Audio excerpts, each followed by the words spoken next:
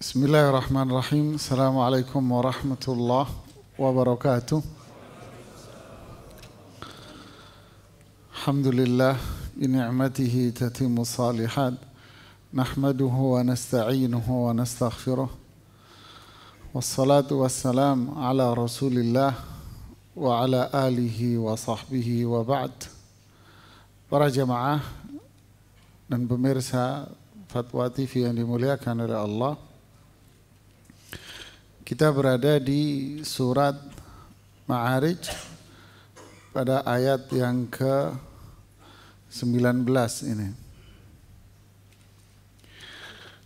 Ayat ini bicara tentang sifat-sifat buruk yang ada pada diri manusia. Semoga Allah jauhkan diri kita dari sifat-sifat buruk, akhlak-akhlak tercela seperti ini.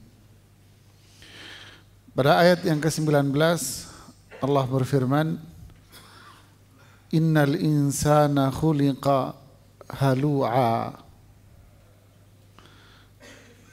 idza massahu syarru jazu'a wa idza massahu khairu manu'a.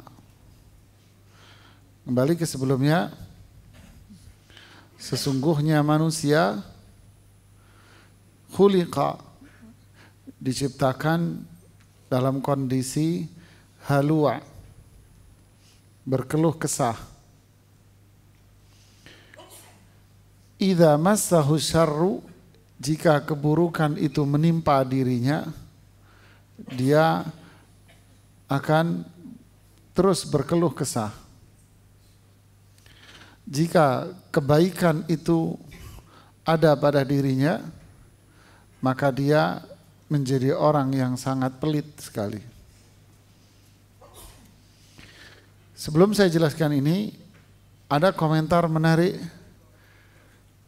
dari para ulama salaf kita dulu. Ibnu Kaisan namanya, nama aslinya Abu Hasan Muhammad bin Ahmad Ibnul Kaisan, yang wafat tahun 299 Hijriah. Beliau mengatakan, dikutip oleh Imam Ibnu Jarir dan dikutip oleh Imam Al-Baghawi, Al-insan yuhibbu fi nafsihi ma yasur wa ma yarda, kata beliau. Manusia itu pada hakikatnya mencintai sesuatu yang menyenangkan dirinya, senang sesuatu yang dilihat, dirasa, didengar enak sama dia, itu senang dia. Dan dia tidak menyukai sesuatu yang buruk, dia tidak senang. Tentu ini akan berbeda-beda antara satu orang dengan yang lain, karena Ibnu Qayyim menambahkan penjelasan lagi, karena ini berkaitan dengan nafs ammarah bisu, karena ini berkaitan dengan hawa nafsu seseorang. Apa yang menyenangkan dirinya, dia cintai, dia suka itu. Apa yang tidak enak pada dirinya, dia akan membencinya. Ini manusia. Untuk itu, kata beliau Ibnu Kaisan selanjutnya mengatakan, Allah menyuruh kita untuk bersedekah dengan sesuatu yang kita sukai. Subhanallah ya. Allah suruh kita bersedekah dengan sesuatu yang paling disukai oleh manusia. Dan Allah suruh kita bersabar atas sesuatu yang tidak kita sukai. Agar apa? Manusia tidak tunduk dengan hawa nafsunya. Makanya Allah bilang, lan tanalul birra hatta tunfiqu mimma tuhibbun. Tidaklah kalian mendapatkan kebaikan sampai kalian itu berinfak dari harta yang paling kalian cintai. Padahal yang dicintai oleh manusia adalah harta. dia sangat cinta harta. Makanya disebutkan di atasnya sifat penghuni neraka adalah apa? Wa jama'a fa'aw'a. Lihat, ini kaitannya dengan atas. Wa jama'a fa'aw'a. Manusia itu senangnya apa? Ngumpulin harta. Ingat, kalau harta itu bukan konotasinya fulus terus lo ya. Harta itu semua yang dia miliki. Semua yang dia miliki itu harta. Pakaian, apa aja yang kita miliki itu harta. Ini penilaian para ahli fikih. Ya. Manusia itu suka ini wajah ma'afa'awa, mengumpulkan dia, senang ngumpulin senang. Tapi kalau disuruh bagi-bagi berat dia. Makanya Allah sebut di ayat yang lain, kesempurnaan dari sebuah kebaikan itu ketika kita berinfak dengan harta yang paling dia cintai. Itu adalah orang yang mampu mengalahkan hawa nafsunya. Ketika dia dihadapkan dengan sesuatu yang tidak dia sukai, sesuatu yang buruk yang tidak dia sukai, dia tetap terima itu, dia ridho, dia terima, lalu dia bersabar atas semua itu. Lah, al-hala yang disebutkan di dalam ayat ini adalah al-hala. Ya. Al-hala itu maknanya adalah al-jaza, berkeluh kesah.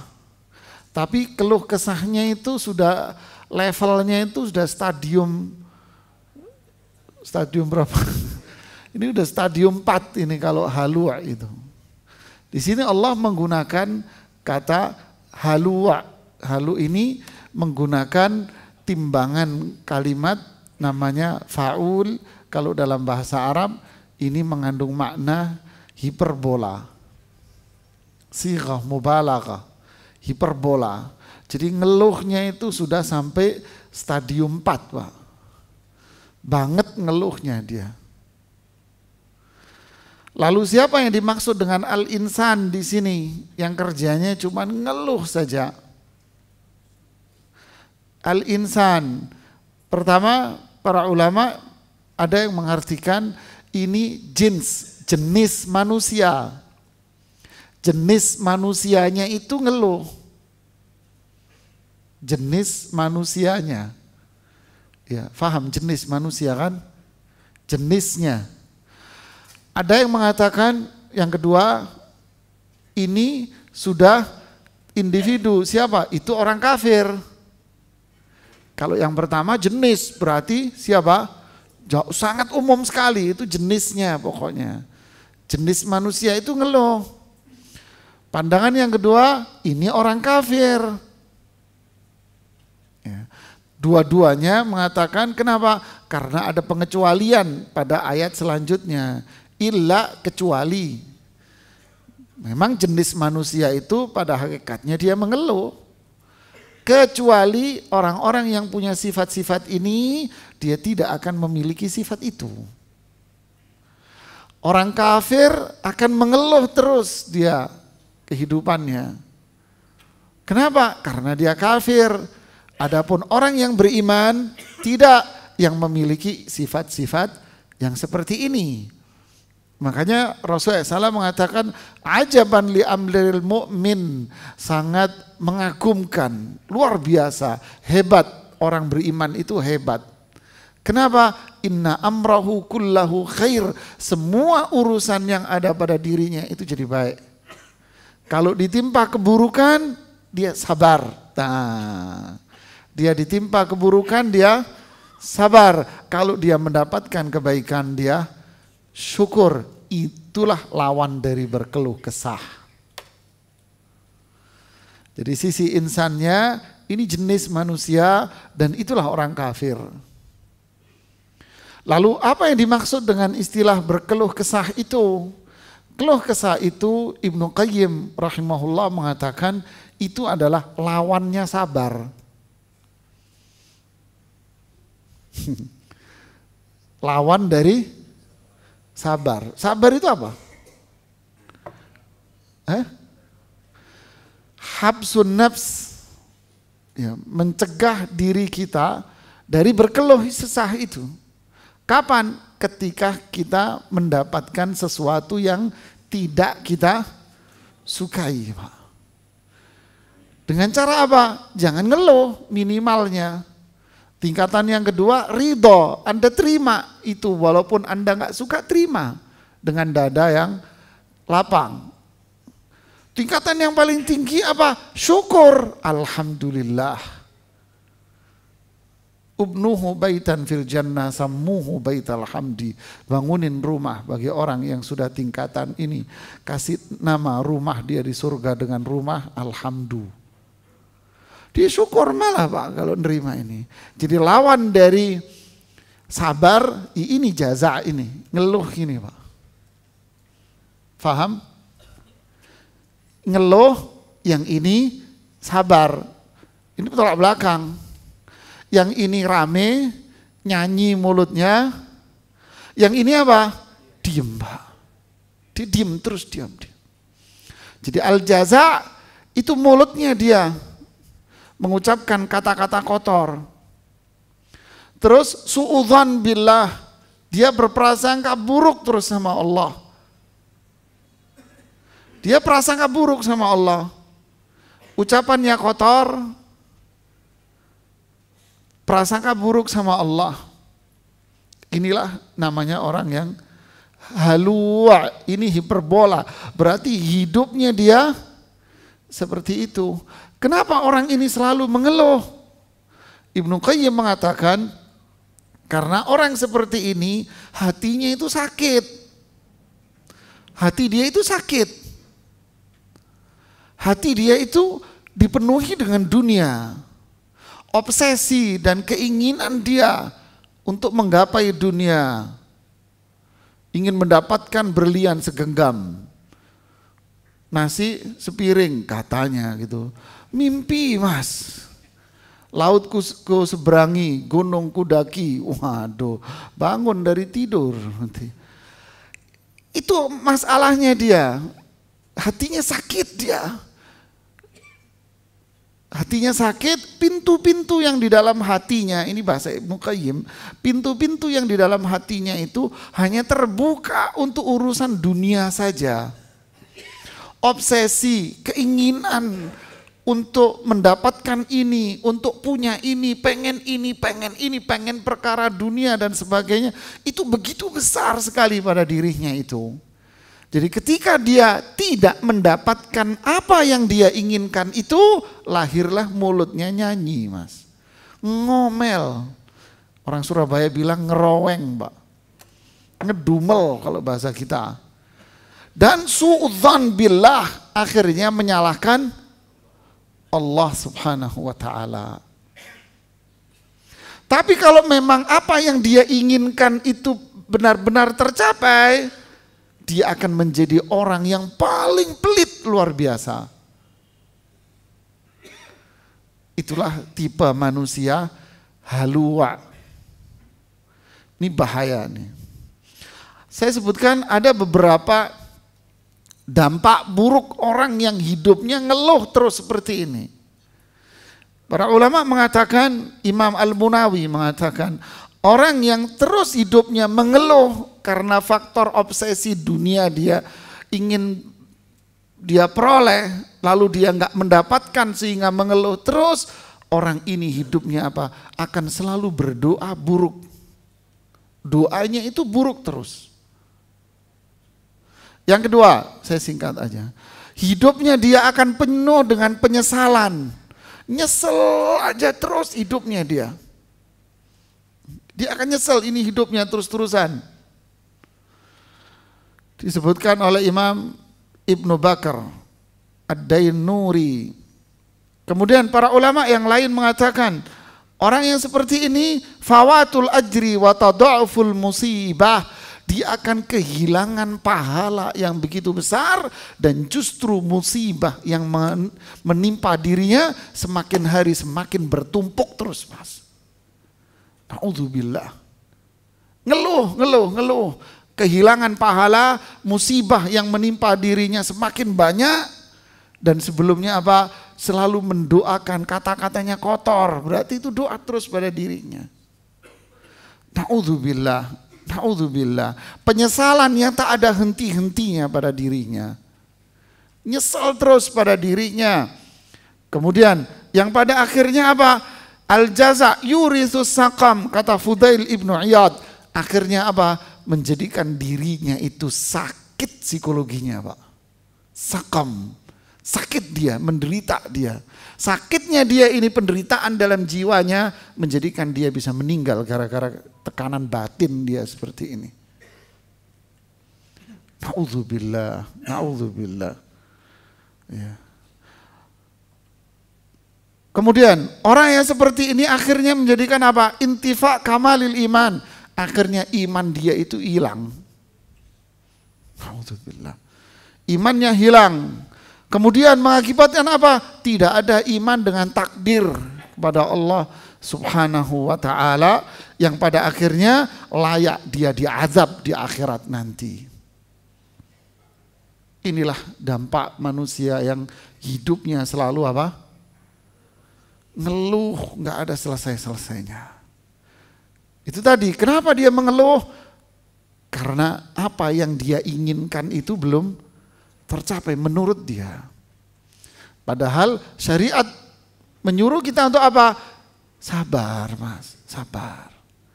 Innama yuwaffas sabiruna ajrahum bighairi, nanti di akhirat pahalamu itu banyak.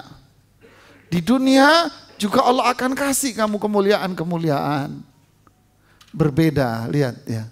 Yang ini menjadikan hidupnya penuh penderitaan, yang sabar menjadikan hidupnya penuh dengan kebahagiaan. Nah, bentuk dari manusia-manusia yang selalu mengeluh ini dijelaskan oleh Allah di ayat yang setelahnya. Idza massahu syarru jazu'a lul jaza'. Ya. Jika dia ditimpa keburukan, syar, dia ngeluh. Apa yang dimaksud keburukan ini? Musibah. Sesuatu yang tidak dia inginkan, nggak dia sukai, yang dia benci, tapi menimpa dirinya, ya udah, ngeluh terus dia. Apa itu? Kata Imam As-Sa'di rahimahullah, bisa itu berkaitan dengan harta. Dia pengen dapat ini, ternyata nggak dapat. Ya kan? Nggak dapat. Bisa juga dengan fisik. Ditimpa musibah, keburukan berkaitan dengan fisiknya. Apa itu? Penyakit, cacat fisiknya. Bisa dengan kehilangan orang yang dia sayangi. Anaknya wafat. Ngeluh terus sampai sekarang. Bahkan sampai pada satu tingkatan dia menyalahkan Allah.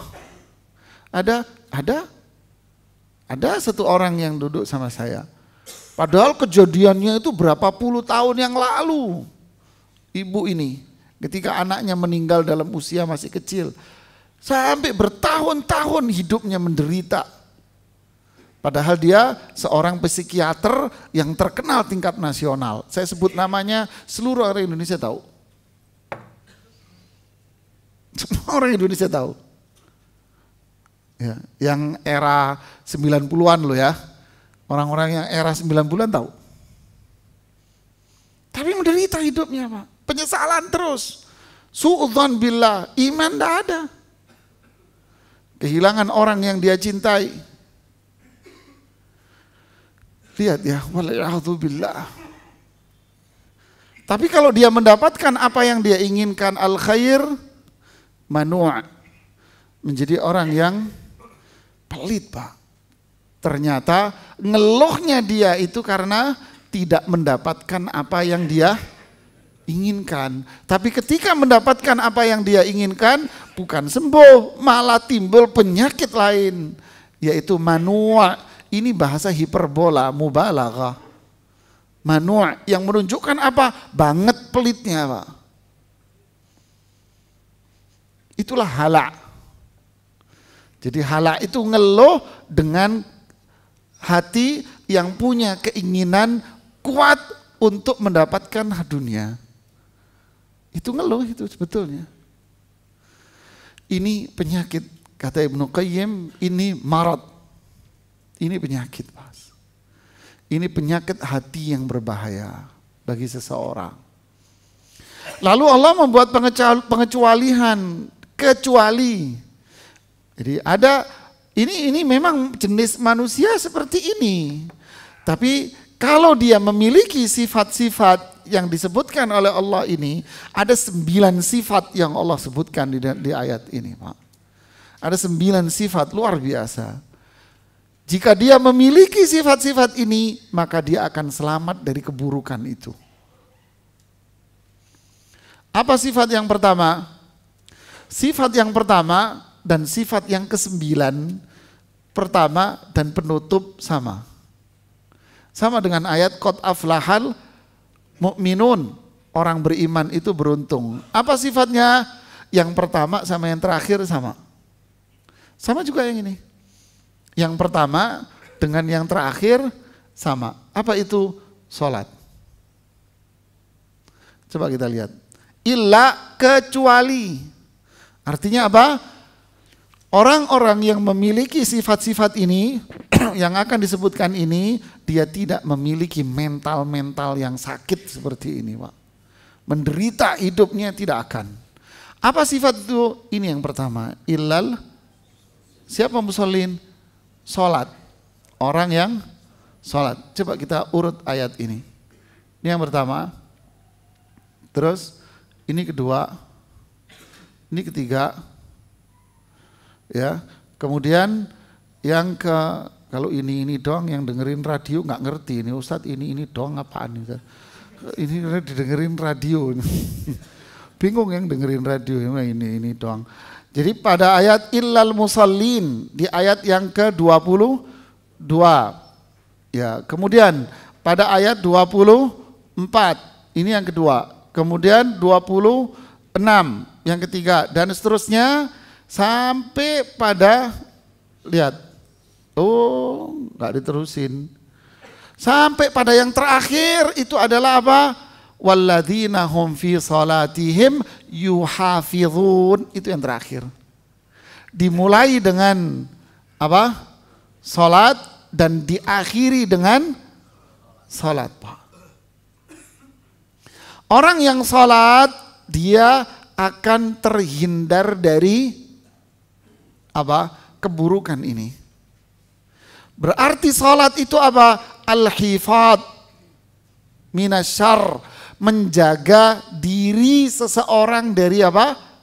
Keburukan. Contoh di surat Al-Ankabut ayat 45 itu yang kita hafal. Inna salata tanha anil fakhsya'i wal munkar. Berarti salat itu apa? Hifad, menjaga kita, melindungi kita, melindungi si pelaku dari apa? Dari keburukan, berbagai macam keburukan. Sesuatu yang buruk, sesuatu yang jahat itu bisa terhindar pada diri seseorang ketika dia rajin sholat. Dan dalam waktu yang sama, sholat itu aunun alal khair, menolong pelakunya, membantu pelakunya untuk mendapatkan kebaikan. Ayat yang mana? Yang di Al-Baqarah. Ayat yang sama. 45 juga ayatnya. Tadi surat Ankabut 45 yang menunjukkan bahwa salat itu melindungi pelakunya dari keburukan. Tapi yang di Al-Baqarah ayat 45 justru apa bunyinya? Wasta'inu bisabri wassalah.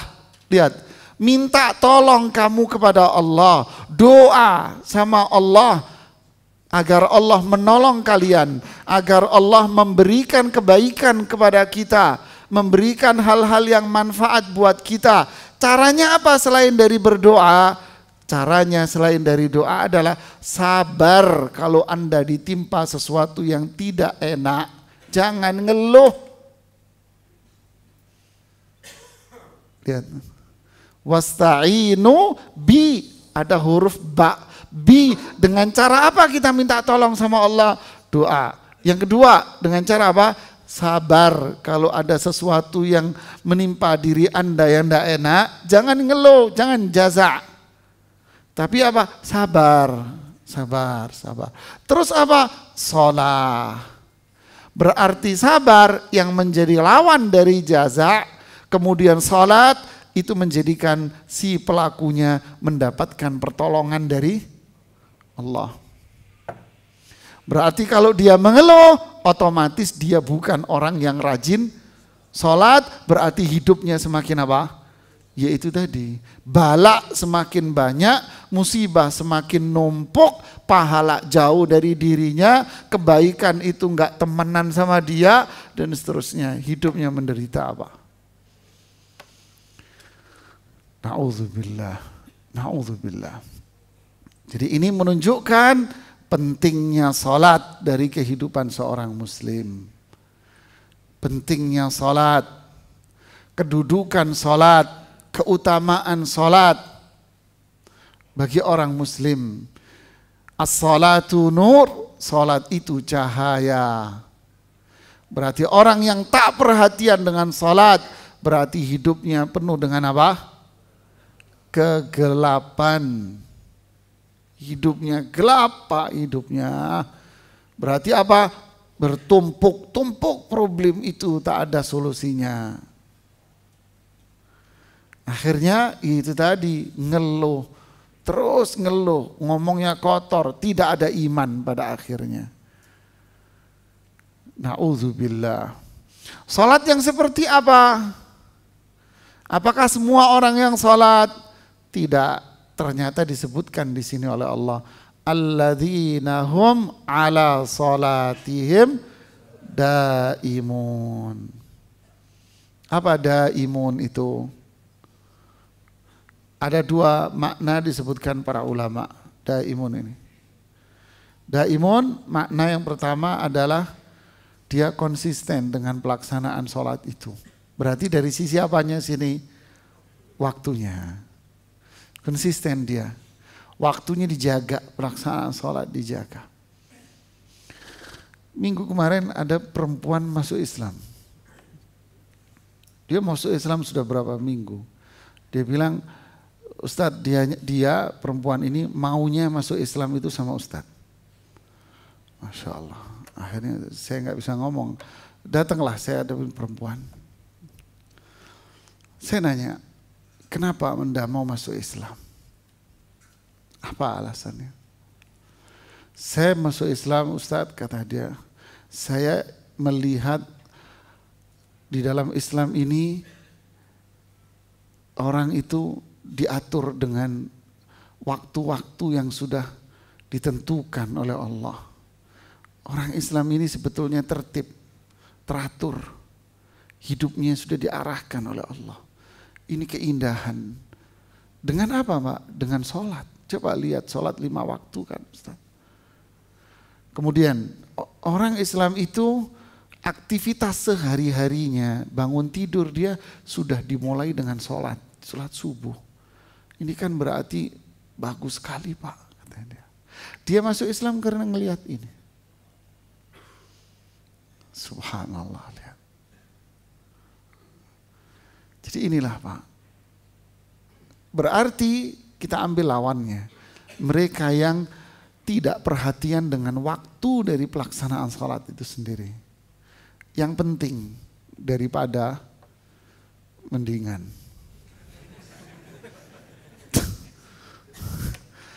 Maka lahirnya apa? Lahirlah wailun lil musallin. Ini mendingannya di sini Pak. Wail, neraka, celaka, binasa bagi orang yang salat. Kenapa? Alladzina hum an, ini lawan sahun ini daimun ini Pak. Sahun lalai. Waktunya dia salat memang, tapi waktunya dia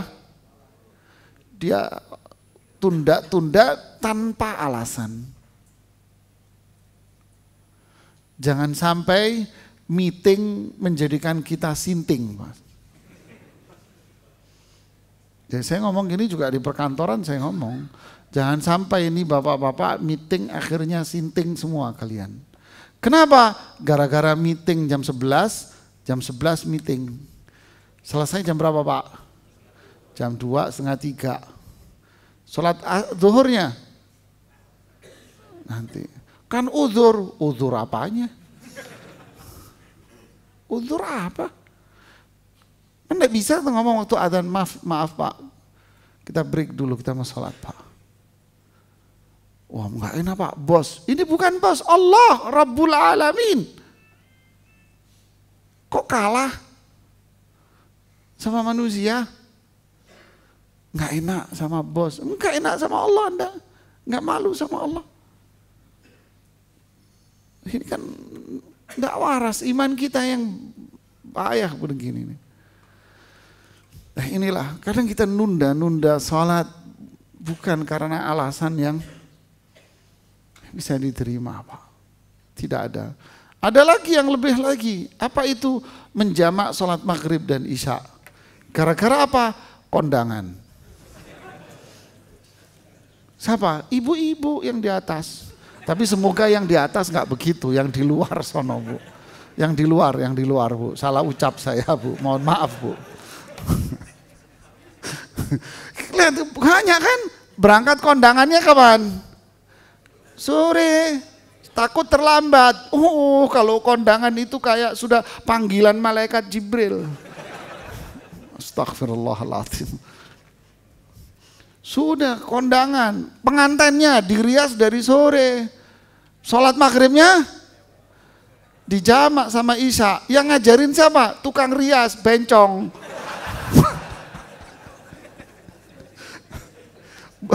Astagfirullahaladzim. Ini apa ini? Kalau kita nggak ada takut sama Allah, makanya hidupnya menderita terus, ngeluh terus, nggak selesai-selesai. Lihat alladzina hum ala salatihim daimun, dijaga waktunya, tepat waktunya. Ya Rasulullah, amalan apa yang paling mulia? Salat yang waktunya itu. Kemudian makna yang kedua dari daimun adalah as-sukun, tumakninah. Tumakninah salatnya. Tumakninah itu apa? Tenang, melakukan gerakan demi gerakan. Jangan buru-buru nggak karu-karuan gitu ya. Ini yang sering kita lakukan. Sholat berjamaah, kadang duluin imam, padahal dia nggak mikir ya, bubarnya juga sama lo ya. Ngapain dia duluin imam gitu ya? Bubarnya sama, ngapain itu duluin imam? Emang kalau itu duluin terus sampai ke rumah duluan gitu ya? Wah ya, sama, pulangnya sama, salamnya sama. Kenapa kita mendului imam? Terus sholat sendiri juga buru-buru. Seperti kata Rasulullah, seperti apa? Kayak ayam, matok jagung. Tumaknina, lakukan pelan-pelan. Gitu. Nah inilah, alladzina hum ala salatihim daimun. Yaitu mereka yang sholat itu adalah orang-orang yang menjaga waktu dari pelaksanaan sholat. Itu benar-benar dijaga sama dia. Kemudian sholatnya sendiri dia melakukan dengan apa? Tumakninah. Adapun ciri yang terakhir, yuhafidhun, mereka jaga. Maksudnya apa? Tata caranya. Tata caranya, waktunya dia jaga, tumakninanya dia jaga, wuduknya dia jaga, tata caranya dia juga di rukuknya, sujudnya dia jaga apa? Semuanya dia jaga dengan baik. Mulai dari waktu sampai tata caranya. Inilah mereka yang tidak memiliki sifat yang berbahaya ini. Berarti sisi ini berkaitan dengan apa? Ibadah kepada Allah. Ini berkaitan dengan ibadah kepada Allah. Karena salat itu intinya. Yang berikutnya adalah walladzina hum fi amwalihim haqqun ma'lum lisaili wal mahrum. Ciri yang kedua, mereka yang tidak memiliki sifat jaza tadi itu. Berarti ini orang-orang yang memiliki sifat apa? Sabar. Siapa mereka? Walladzina hum fi amwalihim, yaitu mereka-mereka yang menyadari bahwa di dalam harta mereka itu ada hak maklum yang sudah ditentukan. Mereka yang menyadari bahwa di dalam harta mereka itu hak, ada hak maklum yang sudah ditentukan. Lisail untuk orang yang minta-minta maupun untuk orang yang tidak mau minta-minta. Apa yang dimaksud dengan ayat 24-25 ini? Kebanyakan para ulama mengatakan ini adalah zakat. Kenapa kok zakat? Ya karena zakat itu hakun ma'lum, sudah ditentukan. Berapa jumlahnya ditentukan bilangannya. Berapa yang dikeluarkan itu sudah ditentukan. Adapun sedekah terserah, tidak ada batasannya. Ya. Nah, berarti ini berkaitan dengan ibadah apa? Harta. Yang tadi berkaitan dengan ibadah fisik. Yang ini berkaitan dengan ibadah harta. Kan ibadah ada dua, ada ibadah fisik, ada ibadah harta, komplit. Mereka mengeluarkan zakatnya. Fi amwalihim, zakat itu wajib pada harta mereka. Cuman di ayat ini dan di dalam Al-Quran kan tidak disebutkan jenis harta yang terkena zakat itu apa. Tidak disebutkan di dalam Al-Quran, Pak. Jadi dalam Al-Quran tidak disebutkan harta apa aja yang terkena zakat. Kalau membaca dari ayat ini saja, maka akan melahirkan kesimpulan bahwa semua harta yang dimiliki itu akan terkena zakat. Tapi ternyata tidak, pemahaman itu salah. Nah inilah butuhnya apa? Butuhnya sunnah hadis Nabi. Kita sangat butuh hadis Nabi untuk memahami Al-Quran. Kita sangat membutuhkan hadis untuk memahami Al-Quran. Seperti yang diungkapkan oleh Imam Al-Barbahari, kita lebih membutuhkan hadis untuk memahami Al-Quran. Kalau enggak, kita bisa sesat, salah. Semua harta dikeluarkan. Ada pandangan orang zaman sekarang. Pokoknya saya keluarkan dari harta saya semuanya. Loh tidak, enggak begitu. Rasulullah SAW menjelaskan ternyata ada jenis-jenis harta tertentu yang terkena zakat. Enggak semua. Hakun maklum, bilangan yang dikeluarkan, jumlah yang dikeluarkan juga ada ketentuan, ada batasannya. Enggak semua dari harta itu juga harus dikeluarkan. Ada batas minimalnya dan ada jumlah yang dikeluarkannya. Itu yang disebut dengan istilah nisab, batas minimal harta tadi yang harus dikeluarkan zakatnya. Lalu berapa yang dikeluarkan zakatnya juga ada ketentuan dalam syariat Islam. Siapa yang menerimanya juga ada ketentuan-ketentuannya dalam syariat Islam. Terlepas mereka itu datang menjemput bola, minta, atau ada dari kelompok-kelompok ini, fakir miskin ini, di mana mereka tidak mau meminta-minta. Dia hanya duduk di dalam rumahnya, tapi dia termasuk penerima. Ini juga termasuk orang yang berhak terima zakat. Inilah kriteria mereka yang hidupnya penuh dengan sifat mulia, yaitu sabar, rajin sholat, mengeluarkan zakat, ibadah fisik dan ibadah harta. Ya. Kita dengarkan azan untuk wilayah Jakarta dan sekitarnya. Lalu setelah itu kita lanjutkan sedikit dengan tanya jawab.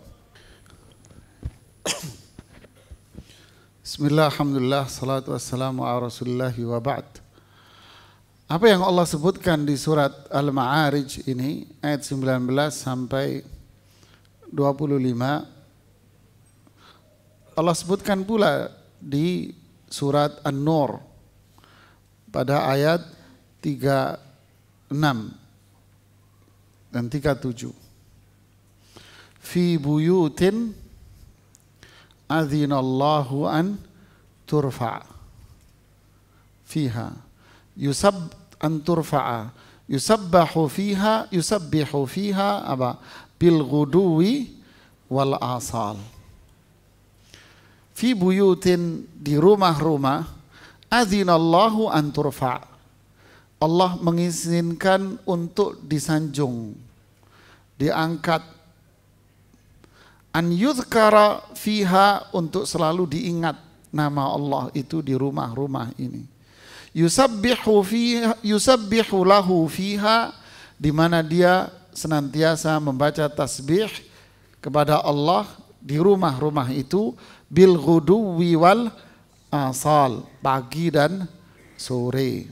Kemudian rijalun la tulhihim tijaratun wala bay'un an zikrillah wa iqamis salah wa itaiz zakah. Lihat, ini adalah masjid, rumah-rumah Allah, di mana di rumah ini nama Allah itu selalu ditinggikan, dipelajari. Di situ ilmu yang berkaitan dengan tauhid, berkaitan dengan akidah, berkaitan dengan nama-nama Allah, sifat-sifat Allah, hukum-hukum Allah, halal, haram dipelajari di situ. Kemudian di dalamnya ada zikir, ada ibadah, dan di dalamnya ada laki-laki, orang-orang yang aktif tepat waktu. Ketika waktunya itu tiba, dia akan datang. Bisnis dia, dagangan dia, usaha dia, jualan dia tidak menjadikan itu semua melalaikan dirinya untuk melakukan zikir, salat dan zakat. Lihat, disebutkan ini. Artinya berbeda dengan watak orang yang memiliki sifat jaza. Di dalam hatinya, pikiran dia hanya apa? Materi, duit, sehingga dia akan meninggalkan itu semua. Tapi mereka yang di hatinya hendak akhirat, mencari ridha Allah, karunia Allah, ya waktu dagang-dagang, waktu bisnis-bisnis, waktu usaha-usaha. Tapi di waktu dia harus melakukan ibadah fisik, yaitu salat, dia akan datang ke masjid. Di waktu dia harus beribadah dengan hartanya, dia keluarkan zakatnya, dia keluarkan sedekahnya. Ini adalah orang-orang yang dipuji oleh Allah Subhanahu wa ta'ala di dalam ayat-ayat Al-Quran. Ini yang bisa saya sampaikan. Wallahu a'lam bishawab. Silakan kalau ada yang mau bertanya.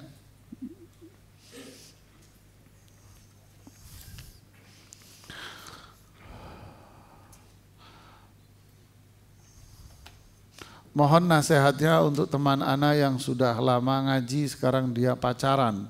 Sudah ana nasihati Ustadz. Pertama, Anda nasihatin terus. Ya, kalau ana yang nasihati, dianya nggak ada di sini, gimana ana nasihatin? Inti nasihatin terus menerus dia, jangan bosan-bosan. Kemudian yang kedua, doain dia agar Allah memberikan hidayah kepada kita semuanya. Kemudian pelajaran buat kita, ngaji lama tapi masih melakukan pacaran. Berarti yang perlu kita koreksi adalah apa? Satu, niat kita ketika kita ngaji. Apakah niat kita benar-benar mencari ilmu karena Allah? Kalau memang mencari ilmu ini karena Allah, pasti ilmu yang akan kita pelajari ini bermanfaat. Yang kedua, apa itu? Carilah lingkungan dan pertemanan yang baik. Kenapa? Karena watak dan perilaku seseorang sesama itu memiliki daya magnet yang begitu kuat. Kok bisa setan itu tidak akan membiarkan manusia-manusia ini jadi orang baik? Dia akan mencari celah dan cara berbagai macam. Coba lihat dalam sejarah Abu Jahal, Abu Lahab, apa yang dilakukan untuk menghentikan dakwah Rasulullah Sallallahu Alaihi Wasallam? Berbagai macam cara mereka lakukan untuk menghentikan dakwah Rasulullah, untuk menghentikan para sahabat ini beriman dan bertauhid. Tapi mereka tak terpengaruh apapun dengan 1001 macam cara yang mereka lakukan. Kenapa? Karena mereka kuat dari sisi iman, rajin duduk terus menerus bersama Rasulullah dan menggalang duduk dengan para teman-teman yang sama yang beriman. Begitulah kita, jagalah pertemanan. Enggak, itu enggak apa-apa, teman lama kok. Teman lama, itu lama-lama kelamaan Anda akan terpengaruh. Bukan Anda yang mewarnai, Anda yang diwarnai sama dia. Kemudian berdoa kepada Allah agar Allah teguhkan kita untuk senantiasa berada dalam ilmu dan amal. Wallahu a'lam. Para sahabat radhiyallahu anhum menghafal dan mengamalkan Al-Quran 10 ayat, kemudian baru pindah ke ayat selanjutnya. Bagaimana cara kita di zaman sekarang menerapkan metode ini, Ustadz? Ibnu Qayyim pernah mengatakan, dan juga diungkapkan oleh Imam Ibnu Jarir, Imam Suyuti, Imam An-Nawawi rahimahumullahu jami'an, mereka mengatakan apa? Membaca ayat, satu ayat saja sambil memahami maknanya jauh lebih afdal daripada orang yang khatam Quran tapi nggak paham apa-apaan. Hatam Pak, tapi habis khataman sono ngerokok di depan. Banyak nggak? Khataman ini di masjid, ayo Pak khataman sampai gendek palanya. Keluar dari masjid ngapain? Ngerokok dia, maksiat habis di sana Pak. Maksiat lagi dia di luar. Ya, bukan Quran yang salah, waliyadzubillah, tidak. Orangnya Pak. Makanya para ulama mengatakan mempelajari ayat demi ayat. Apanya? Kandungan maknanya apa? Penafsirannya apa? Bagaimana para ulama salaf itu menjelaskan? Lalu pelajaran apa yang bisa kita ambil satu demi satu? Dari satu ayat ini itu jauh lebih mulia, lebih afdal daripada kita khatam terus kita nggak paham apa-apaan. Ini yang perlu kita, bukan yang dicari itu adalah banyak-banyakan, bukan jemaah. Ya. Ini yang lebih mulia. Makanya Rasulullah SAW bilang apa? Khairukum man ta'allama Quran wa 'allama. Sebaik-baik kalian adalah orang yang belajar, mengajarkan. Tentu belajar yang pertama adalah belajar ngajinya. Belajar ngajinya, pengucapan huruf, makharijul huruf. Yang kedua, kalau sudah bisa ngaji, ya terus ngaji Al-Quran, jangan dilupakan juga. Yang ketiga adalah apa? Belajar tafsirnya. Yang dimaksud tafsir itu bukan ini yang ditempel-tempel di dinding-dinding ini Quran. Ini bukan tafsir, ini terjemah Mas. Kita yang salah kaprah menyebutnya, itu Pak tafsir Pak. Tafsir apa? Ini itu terjemah. Terjemah dengan tafsir itu berbeda. Terjemah itu translate, mindahin bahasa. Translate Pak. Kalau tafsir itu penjelasan dari apa yang diinginkan oleh Allah pada ayat ini, apa yang dimaksud, apa yang Allah inginkan dari ayat ini apa. Siapa yang tahu ini? Ya Allah sendiri. Inna alaina bayana. Saya yang akan menjelaskan isi Al-Quran itu sendiri. Lewat siapa? Lewat Rasulullah sallallahu alaihi wasallam. Lewat para sahabat Rasulullah sallallahu alaihi wasallam. Lewat murid-muridnya para sahabat. Dibukukanlah oleh para ulama, Imam Ibnu Jarir, Imam Ibnu Katsir, Imam Qurtubi, Imam Baghawi, dan seterusnya dan seterusnya. Kita belajar ini. Ya, jadi mempelajari ayat satu demi satu. Makanya pentingnya majelis-majelis tafsir buat kita. Ya, karena dalam satu ayat itu bisa mengandung akidah, bisa mengandung akhlak, bisa mengandung ibadah. Banyak hal yang bisa kita tarik. Contoh tadi kita, innal insana khuliqa halu'a. Berarti memang Allah ciptakan manusia itu dengan sifat ini. Lalu berikutnya apa? Berikutnya manusia harus berusaha untuk menggapai hidayah. Berarti hidayah itu dicari. Berarti ilmu itu dicari. Bukan duduk bangun tidur terus jadi orang pinter. Oh enggak Mas, saya teleponin nanti 911 kamu. Ambulan kamu. Nggak ada orang bangun tidur terus pinter. Nggak ada Mas. Belajar, cari hidayah Allah, usaha. Kemudian berusaha terus untuk melakukan ketaatan. Barulah kita akan menjadi mulia. Ini yang Al-Quran. Ini hadis sudah ditunjukin buat kita semuanya. Akhlak buruk, orang ngeluh itu jelek loh. Nah, muncul di situ akhlak, muncul iman. Kenapa orang suka mengeluh? Karena dia tidak beriman dengan takdir. Dia lupa bahwa semua yang ada di muka bumi ini Allah yang ngasih baik buruk maupun jelek. Kebaikan atau keburukan Allah yang nurunin. Makanya berdoa agar hidup kita mendapatkan kebaikan terus. Kalau ditimpa keburukan, sabar. Karena ini sebetulnya bukan buruk. Di mata Allah itu baik, Mas. Inilah prinsip iman. Jadi kalau satu ayat kita kupas dari sudut pandang akidah, sudut pandang ibadah, sudut pandang akhlak, panjang Pak. Jadi kita butuh majelis-majelis yang seperti ini. Ya, wallahu alam. Satu lagi terakhir ini, mengenai konsisten atau tepat waktu dalam sholat. Ana masih sekolah dan ketika masuk waktu zuhur, ana masih jam pelajaran. Ana minta izin ke guru, tapi kata guru nanti saja. Walhasil ana zuhur jadi terlambat. Nah, kalau sekolah, terkadang sekolah punya waktu dan jam pelajaran sendiri. Lalu sholat berjamaah di dalam sekolah atau pesantren, mereka membuat sholat berjamaah untuk lingkungan sekolah dan kampus itu sendiri. Maka pihak masjid itu tentu pemilik masjid ini siapa? Sekolah. Pemilik masjid ini pesantren, pemilik masjid ini kampus. Mereka membuat jadwal sholat sesuai dengan jam yang ditetapkan. Pas zuhur itu jam kuliah atau jam sekolah. Selesainya jam berapa ini? Perkuliahan ini selesai mereka 12.30 umpamanya. Maka mereka melakukan sholat zuhurnya jam 12.40 umpamanya. Memberikan 10 menit kepada anak-anak untuk siap-siap melakukan sholat. Apa ini dibolehkan? Boleh, karena masjid ini memang milik komunitas sekolahan ini saja. Ya. Wallahu a'lam bishawab. Ini yang bisa saya sampaikan. Semoga bermanfaat buat saya dan kita semuanya.